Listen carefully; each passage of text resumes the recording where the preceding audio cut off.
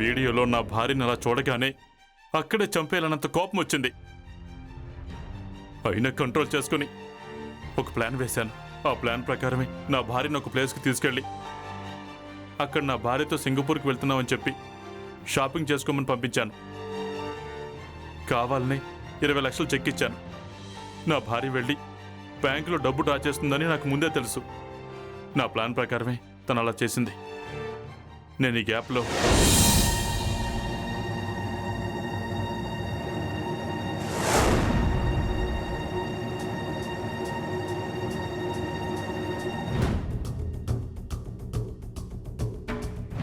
ఏంటి భయంగా ఉందా?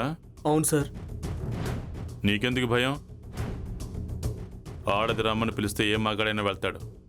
ఇందులో నీ తప్పేం లేదు. తప్పంతా నా భార్యదే. ఏంటి పెళ్ళాంతో అక్రమ సంబంధం పెట్టుకున్నా నీతో ఇలా మాట్లాడుతున్నానని ఆశ్చర్యపోతున్నావా? నీకు నాకు పరిచయం లేదు, కానీ నా భార్య నన్ను నమ్మించి మోసం చేసింది. మోసం చేస్తే మాత్రం నేను అస్సలు క్షమించాను. అందుకే దాన్ని చంపాలనుకుంటున్నాను. ఏంటి సార్ మీరు అనేది? అవును, నా భార్య చచ్చిపోవాలి. దాన్ని చంపడానికి నీకు ఎంత డబ్బు కావాలో చెప్పిస్తాను.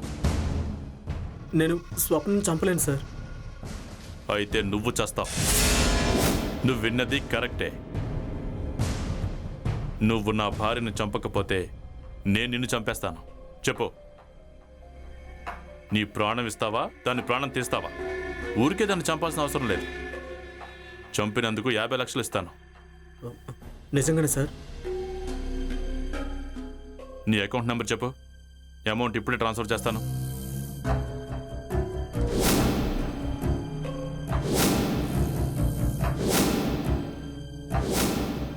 నేను ఇస్తానన్న డబ్బు నీ అకౌంట్లోకి వచ్చేసింది.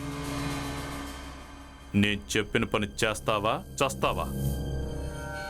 చేస్తాను సార్. గుడ్. నా సంగతి తెలుసు కదా. నన్ను మోసం చేస్తే ప్రాణాలతో బతకవు.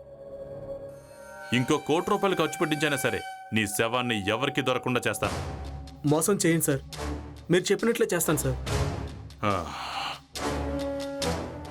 నీ కోసం అవుట్స్కట్స్లో ఒక లాడ్జ్ బుక్ చేశాను. నువ్వు అక్కడికి వెళ్ళు. స్వప్న అక్కడికి రాగానే చంపి పారేసే. నిన్ను నా మనుషులు పికప్ చేసుకుని గెస్ట్ హౌస్కి తీసుకెళ్తారు. అక్కడ నీకు పాస్పోర్ట్ హ్యాండ్ ఓవర్ చేసి ఈ దేశం దాటిస్తాను. సరేనా? ఆలోచించు. సరే సార్, మీరు చెప్పినట్టే చేస్తాను. ఓకే, పని ముగించుకుని నాకు ఫోన్ చేయి. అలాగే సార్.